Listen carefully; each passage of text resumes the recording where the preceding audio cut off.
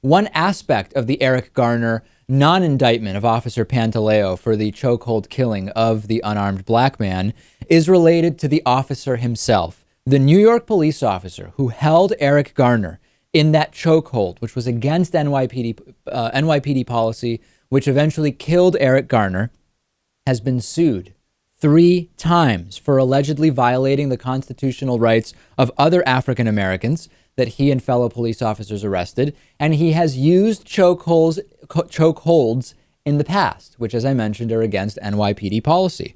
A 2013 federal court lawsuit alleges that Daniel Pantaleo and at least 4 other officers subjected Darren Collins and Tommy Rice to, quote, humiliating and unlawful strip searches in public view.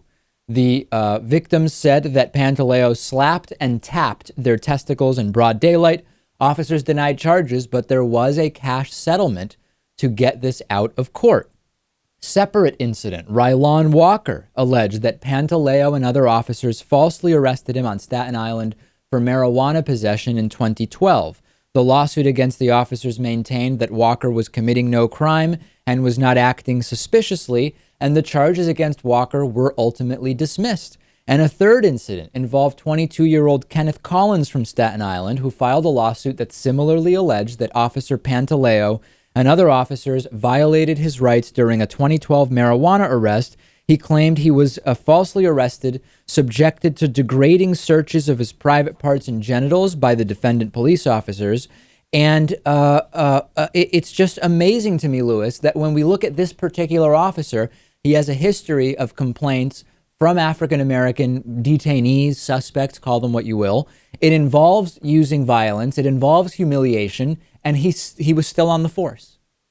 We've run into stories like this before, where there is an officer who does something, I don't know, I guess something similar to the Eric Garner situation, and then there's stuff starts coming up about their past, about complaints, about lawsuits, about all sorts of things. I don't know what's going on. I mean, does the NYPD have a problem with keeping cops around? Do they need everyone on the force? Do they have numbers problems? What's going on? Let's get into this, because this exposes the bigger problem, which is how many problem officers are there really? Let's get into that.